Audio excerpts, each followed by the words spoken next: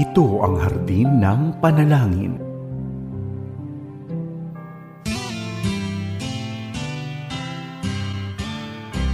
May harding mapananalanginan, doon si Jesus naghihintay. O kay inam ng panalangin ng hardin, doon kay gandang manalangin. Tayong natutulog sa luklukan ng Diyos sa hardin ng pananalangin. Isang pinagpalang linggo sa iyo, kaagapay. Purihin ang Panginoon sapagkat lagi nating nararanasan ang kanyang biyaya at katapatan sa ating mga buhay sa kabila ng napakaraming pagsubok, maging ang ating buhay ay napakarami ding pagkukulang.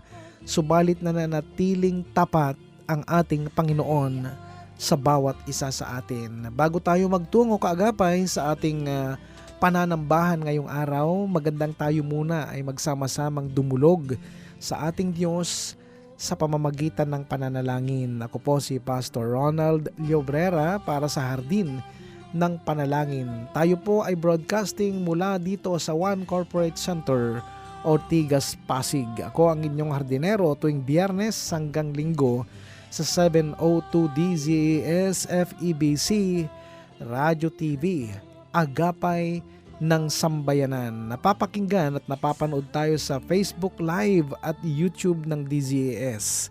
Ganon din sa 702 DZAS app. Nawa ang araw na ito, kaagapay, ay maging pagpapala sa ating lahat at madama natin ang patuloy na pagkilos ng ating Panginoon. Simulan natin, kaagapay, ang ating programa sa isang panalangin. Aming Diyos, aming Ama, sinasamba ka namin, pinupuri at dinadakila. Panginoon, maraming salamat sapagkat kayo po ay nananatiling tapat sa bawat isa sa amin. Maraming salamat sa inyong mga pagpapala, sa inyong biyaya na nag-uumapaw sa aming mga buhay. Panginoon, maging ng sitwasyon ng bawat isa sa mga nararanasan namin. Sabi nga ng marami ay kahirapan o krisis, Panginoon. Ngunit naniniwala kami, Panginoon, na maranasan man namin ito, nakikita namin at nararanasan din namin ang inyong lakas, ang inyong biyaya, ang inyong karunungan na ipinagkakalob sa amin, Panginoon, upang sa ganon, patuloy namin na magamit, Panginoon, upang ikaw ay mapapurihan, ikaw ay may dakila, Panginoon, sa aming mga buhay. Maraming salamat din sa kalusugan na mayroon kami at patuloy naming itinataas ang bawat kapatiran namin na mayroon pong mga pinagdadaan ng problema sa karamdaman, sa physical nilang pangangatawan, Panginoon. Lord, ang kagalingan ay nanggagaling sa inyo. Kaya naman, Panginoon, magtitiwala kami sa inyo sa araw na ito, sa lahat ng aming mga idudulog, mga panalangin, Panginoon, ay naniniwala kami na ang inyong katugunan ay napapanahon at perpekto para sa amin. Maraming salamat po. Patuloy kaming dumadalangin, Panginoon, na sa bawat isang pamilya, kayo po nawa ang maging pundasyon, maging sentro, Panginoon. At sa mga oras na ito, Panginoon, lahat po ng aming mga kaagapay na nakikinig, lahat ng nanunood, Panginoon, sa broadcast na ito, ang paghipo ninyo, ang inyong pagkilos ay maranasan nilang lahat, Panginoon. Ito pong aming dalangin sa pangalan ng aming Panginoong Yesus. Amen. Amen.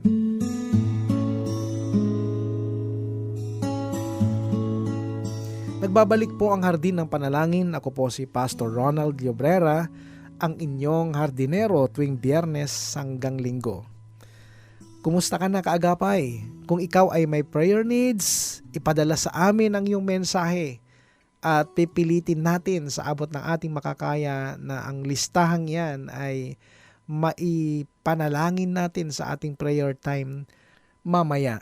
At masaya kami dito sa Hardin ng Panalangin na ilapit yan sa ating mabuti at mapagpalang Panginoon. At kaagapay, hindi man namin mabasa lahat ng yung mga pinapadalang mensahe. Umasa po kayo na sa aming mga personal prayer and devotion na isasama po namin ang listahan na yan sa aming mga panalangin. At sa katugunan ng Panginoon, sa mga sinagot na ng Panginoon na prayer request, bigyan nyo naman po kami ng feedback, magpadala kayo ng mensahe sa amin upang sama-sama nating ipagpasalamat sa ating mabiyaya at mabuting Panginoon. Para sa ating pag-aaral ng salita ng Diyos, kaagapay, ang ating tatalakay ngayong umaga ay ang tungkol sa krus ng ating Panginoong Hesus. Bilang spiritual na sanggol o bagong mananampalataya, tinanggap mo ang katiyakan ng buhay na walang hanggan. Amen? Ikaw ay iniingatan ng Diyos at ng Panginoong Hesus sa kanilang makapangyarihan at mapagmahal na kamay. Ang sabi sa 1 Kabanatang 10 sa mga talatang 28 at 29, binibigyan ko sila ng buhay na walang hanggan. Kailanman hindi sila mapapahamak at hindi sila maaagaw sa akin ninuman. Ang aking Ama na siyang nagbibigay sa kanila sa akin ay lalong dakila sa lahat at hindi sila maaagaw ninuman sa aking Ama. Kaagapay, bilang lumalagong kabataang Kristiyano o bagong mananampalataya, ibig ng Panginoong Hesus na malaman mo na may katumbas na halagang dapat mong ialay kung gusto mong lubos na makasunod sa Kanya. Ang halaga ng pagsunod sa Panginoong Hesus ay ang krus. Wika niya sa iyo, kung ang sino mang tao ay ibig sumunod sa akin, ay tumanggi sa kanyang sarili at pasanin sa araw-araw ang kanyang krus at sumunod sa akin. Ayon yan sa Lucas Kabanatang 9, talatang 23. Gamitin natin ang ilustrasyon ng krus. Iguhit natin ang krus upang ating mailarawan kung ano ang ibig sabihin ng pagpasan sa krus. May 5 bagay ang napapaloob sa pagpasan ng krus. At ang mga ito ay madaling matandaan sa tulong ng ilustrasyon ng krus mismo. Ang 5 bagay ay madaling tandaan sa tulong ng acronym sa English na CROSS, C-R-O-S-S. Letter C stands for Christ or Cristo. Letter R stands for responsibilities. Letter O stands for obedience. S stands for sufferings, and another letter S stands for stewardship. Sentro ng krus, si Kristo ang Panginoon ng iyong buhay. Bilang pasimula, gumuhit tayo ng isang bilog. Alam natin na sa matematika, ang bilog ay sumasagisag ng halagang 0 o wala. Ngayon, upang pasanin ang iyong krus, ang unang dapat mong gawin ay tanggihan ang sarili. Alisin ang sarili sa sentro ng iyong buhay at itanghal o ilagay si Kristo bilang Panginoon.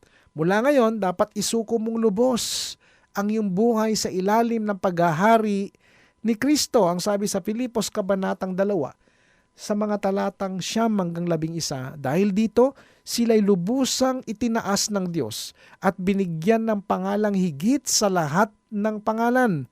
Sa gayon, sa pangalan ni Jesus ay luluhod at magpupuri ang lahat ng nasa langit, nasa lupa at nasa ilalim ng lupa. At ang lahat ay magpapahayag na si Jesucristo ay Panginoon sa ikaluluwalhati ng Diyos Ama. Sa paligid ng bilog, iguhit natin ang 4 na sanga ng krus. Ilalim na sanga, mga responsibilidad. Ang ilalim na sanga ng krus ay sumasagisag sa mga responsibilidad o gawain ng isang alagad na ipinag-uutos ng Panginoong Hesus. Una, ang salita ng Diyos. Kung tunay kang alagad ni Kristo, magpapatuloy ka sa kanyang salita. Ikalawa, panalangin.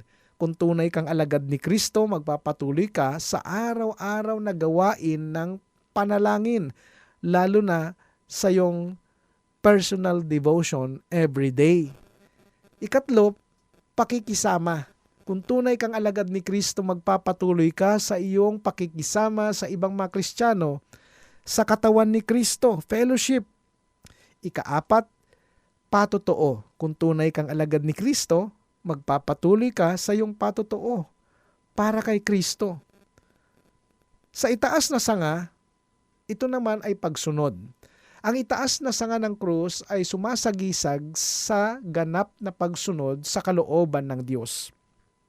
Kung tunay kang alagad ni Kristo, susunod ka sa daang kanyang dinaanan, sa daan ng pagsunod sa kalooban ng Diyos. Samantalang siya'y nasa lupa, sinabi niya, ang pagkain ko ay aking gawin, ang kalooban ng sa akin ay nagsugo at tapusin ang kanyang gawa. Nakasaad yan sa 1 Kabanatang 4, talatang 34.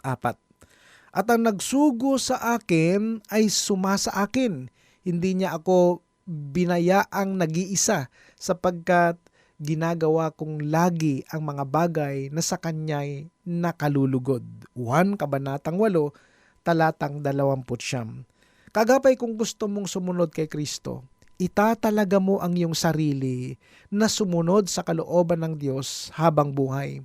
Sa iyong mga desisyon, hindi mo nasasabihin na ito ang gusto ko. Sa halip ay tatanungin mo, Panginoon, ano po ba ang gusto mong gawin ko?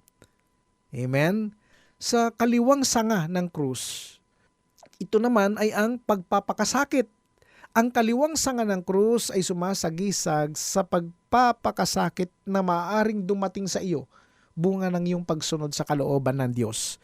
Maaaring ito'y dumating bilang pag-uusig mula sa iyong mga kamag-anak at kaibigan at mula sa daigdig sa paligid mo. Kung tunay kang alagad ni Kristo, ihahanda mo ang iyong sarili sa pagsunod. Kanang sanga ng krus, pagiging katiwala. Sumasagisag ito sa pagiging katiwala. Ang ibig sabihin mula ngayon ay hindi na tayo ang nagmamay-ari, kundi mga katiwala na lamang tayo ng mga bagay na ipinagkaloob ng Diyos sa atin, ang ating buhay, panahon, kakayahan, pera, ari-arian, mga relasyon, mga pagkakataon, at lahat na.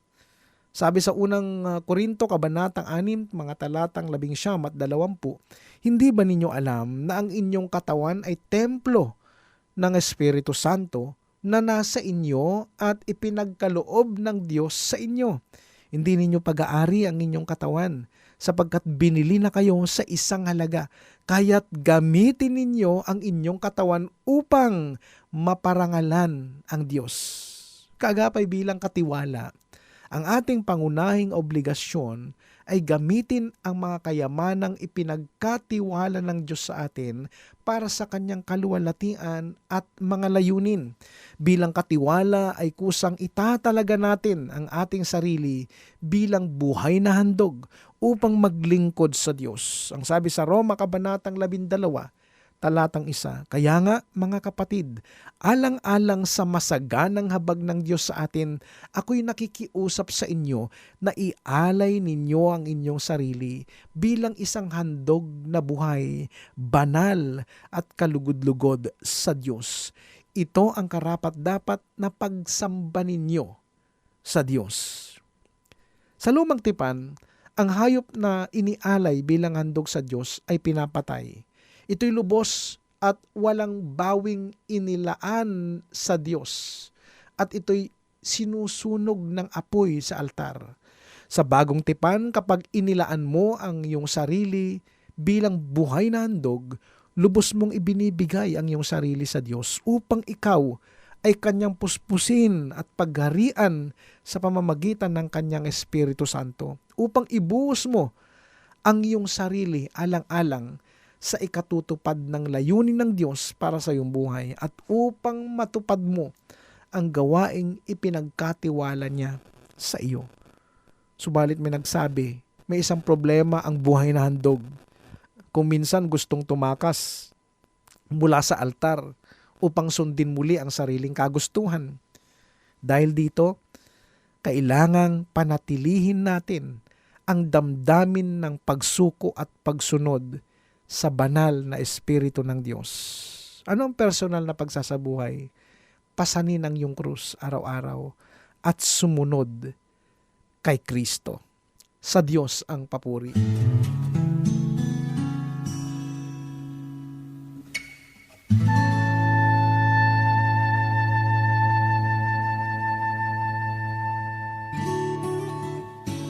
Sa diwa ng pagkakaisa, ating idalangin sa Diyos ang ating sambahan. Ako po si Pastor Jim Villafuerte ng CBN Asia. Tayo po'y manalangin. Ama naming Diyos na makapangyarihan sa lahat, kami po ay lumalapit sa inyo ngayong oras na ito na may pusong mapagkumbaba, puno ng pag-asa at pananampalataya. Kami po ay nagpapasalamat sa inyo, Panginoon, sapagkat hindi niyo pinabayaan ang aming mga simbahan. Sa kabila ng mga pagsubok, krisis at pagbabago ng panahon, ang iyong simbahan ay nananatiling matatag dahil sa iyong katapatan. Salamat po sa bawat lokal na simbahan, malalaki man o maliit, nasa lungsod o liblib na lugar ay patuloy ninyong ginagamit upang ipahayag ang iyong salita. Salamat po sa mga pastor, sa mga manggagawa, mga guro ng Sunday School, mga worship leaders, mga elders, mga deacons, at bawat miyembro ng buong pusong naglilingkod para sa iyong kalalatian. Tunay nga, Panginoon, ang iglesia ay katawan ni Kristo, iba-iba ang tungkulin, ngunit iisa ang layunin na ika'y maparangalan.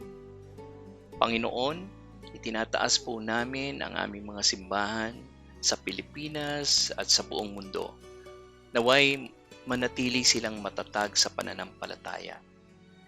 Sa panahon ngayon ng kalituhan, moral na pagkasira at espiritual na paglamig, patatagin ninyo ang pundasyon ng inyong mga simbahan, ng iyong iglesia. Ibalik ninyo po kami sa pananampalatayang hindi natitinag, sa salita ng Diyos na walang bahid na kasinungalingan, at sa buhay na may kabanalan at pag-ibig. Idinadalangin po namin ang mga lingkod ng simbahan, ang mga pastor na araw-araw na nagpapagal upang mangaral, magturo at gumabay sa kawan.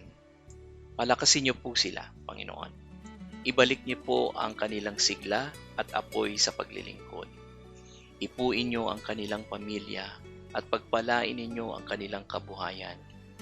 Itagon niyo po sila sa iyong biyaya at huwag niyong hayaang sila ay mapagod sa paggawa ng mabuti at sa paglilingkod sa inyo. Aming Diyos, pinapanalangin din po namin ang pagkakaisa sa loob ng simbahan.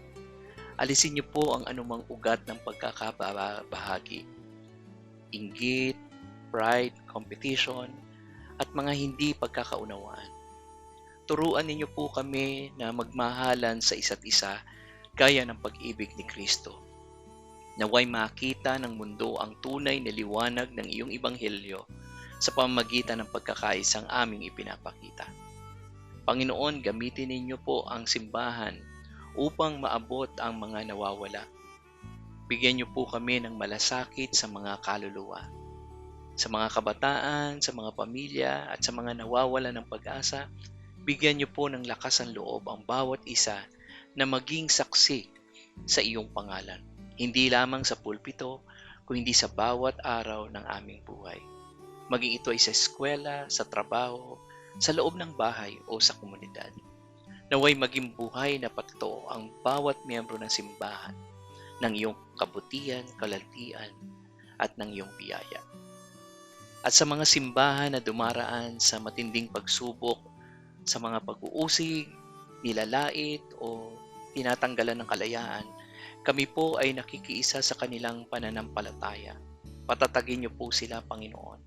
Ipaalala ninyo sa kanila na hindi sila nag-iisa. Ang kapangyarihan niyo po ay sapat at ang inyong biyaya ay sapat para sa kanila. Sa bawat luha ng paglilingkod, may ani ng kagalakan na naghihintay. Salamat po dito, Panginoon. At sa lahat, Panginoon, naway hindi po kami makalimot na Ikaw ang Panginoon ng aming mga simbahan. Hindi po ito tungkol sa pangalan ng aming simbahan, laki ng gusali o dami ng miyembro. Ito po ay tungkol sa inyo, sa iyong presensya, sa iyong kalalatian, at ang layunin niyo po para sa mundo. Kaya dalangin namin, Panginoon, na ikaw ang patuloy na mamuno sa aming mga simbahan. Ikaw lamang, O Diyos, ang aming pag-asa. Gamitin mo ang aming simbahan upang itayo ang iyong kaharian dito sa lupa gaya ng sa langit. Sa lahat ng aming ginagawa, ikaw po ang malalati. Ito po ang aming dalangin sa matamis na pangalan ni Jesus. Amen at Amen.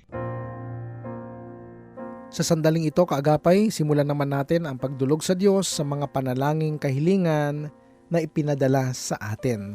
Tayo ay manalangin. Panginoon, sa oras pong ito, muli kami ay lumalapit sa inyo na may mapagpakumbabang puso. Nilalapit namin, Panginoon, ang mga panalangin kahilingan ng bawat kaagapay namin na ipinadala sa amin ngayong araw. Panginoon, dinadalangin namin si Lenny Jane Gatok, Panginoon. Ang kanyang panalangin ay ma-approve na po ang kanyang special loan para magawa na po ang kanilang bahay. Panginoon, pinagpe-pray din namin si Ricky Lovendina. Panginoon, ang kanyang panalangin ay restoration ng kanilang marriage. Lord, kayo po manguna sa kanilang mag-asawa. Maging sentro kayo ng kanilang pagsasama. Pinagpe-pray din namin sa oras na ito, Panginoon, si Sister Nenita Manalo.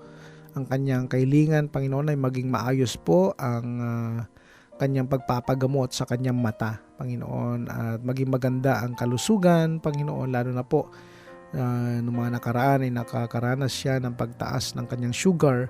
Panginoon, naway makontrol ito at kayo po ang kanyang maging kagalingan.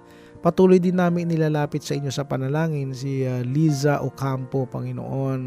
Ang kanyang panalangin ay para sa kanyang pamangkin na si Kokoy Campos, Lord, na mayroon dinadalang karamdaman. May cyst po siya sa ulo at may sakit po siya sa puso. Panginoon, anuman uri ng kanyang sitwasyon ngayon, lalo na sa kanyang physical na kondisyon, Panginoon, kayo po ang Diyos na nagpapagaling, Lord, at wala pong imposible sa inyo. Pinagpe-pray din namin si Amphi De Leon, Panginoon. Ang kanyang panalangin ay restoration para kay Lorna Kayunan at pag-aalis ng hatred sa kanyang puso. Anuman yung naranasan ng aming kapatid na ito, Panginoon, abutin niyo siya. Maghari ang pag-ibig at kapayapaan sa kanyang buhay. Pinagpe-pray din namin si Mary Grace Kinsanamal, Panginoon. Lord, ang kanyang panalangin ay para sa kanyang spiritual journey at sana ay magkaroon siya ng regular na trabaho, Panginoon, at isupply niyo po ang kanilang pangangailangan. At alam namin na kayo, O Diyos, ang magkakaloob ng mga pangangailangan o kakulangan sa pangangailangan ng aming mga kapatiran na naniniwala at nananampalataya sa inyo. Pinagpipray din namin si Joseph Estacio, Panginoon, para po makahanap na po sila ng malilipatan na bahay. Lord, anuman yung pinagdadaanan ng aming mga kapatid na ito, naway tugunin ninyo ang kanilang panalangin sa paglipat ng kanilang matitirahan. Maraming salamat din sa buhay ni Alona Coronado, Panginoon.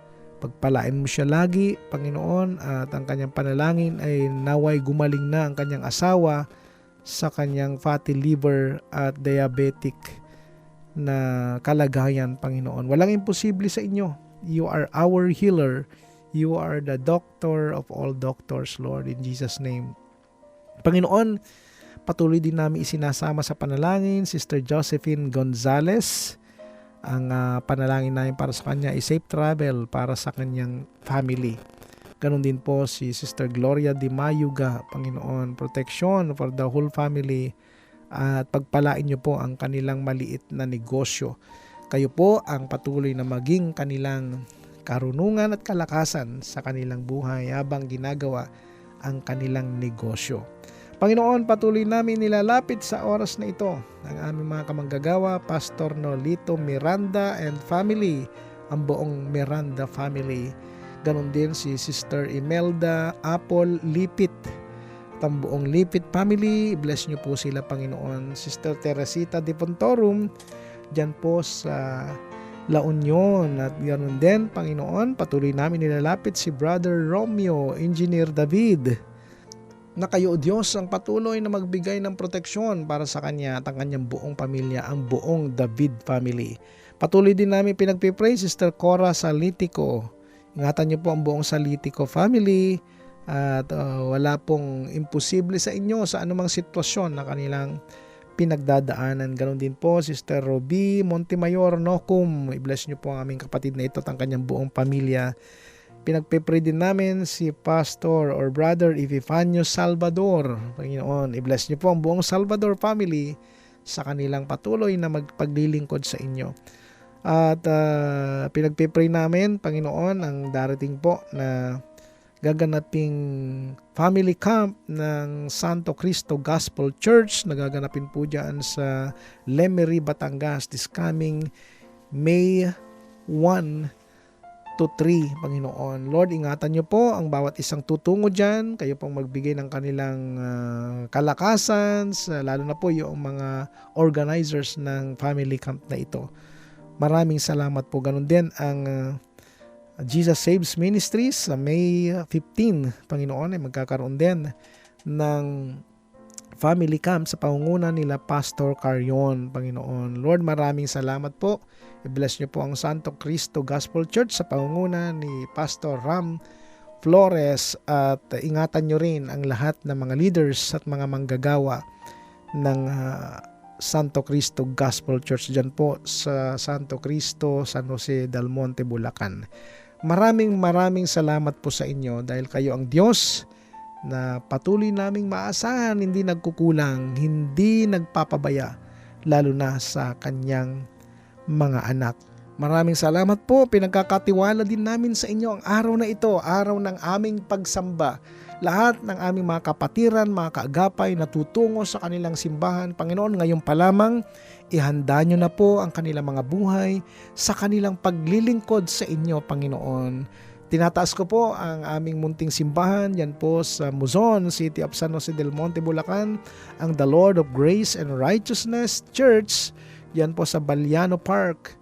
Ay kayo, O Diyos, ang aming maging kalakasan, lalo na sa mga lingkod po ninyo, mga workers and leaders ng aming simbahan. Maraming salamat, Panginoon, sapagkat dahil sa inyo, kami ay nakapagpapatuloy sa gawain na ipinagkatiwala nyo po sa aming mga balikat. Maraming salamat, pinupuri ka namin at dinadakila. Ito po ang aming dalangin sa pangalan ng aming Panginoong Hesus. Amen. May harding mapananalangin. Mga kagapay, magkarinigan muli tayo mula Biyernes hanggang Linggo sa radio online at dito sa Channel 185 sa Signal. Ito'y sa pakikipagtulungan ng GCTV. Para sa programang Hardin ng Panalangin, muli ako po si Pastor Ronald Llobrera na nagpapaalala ang Kristiyanong namumuhay ng tapat ay sapat sa lahat ng bagay. Magtapat tayo sa Diyos at ang Diyos ay hindi magkukulang. Pagpalain ka ng Panginoong Hesus.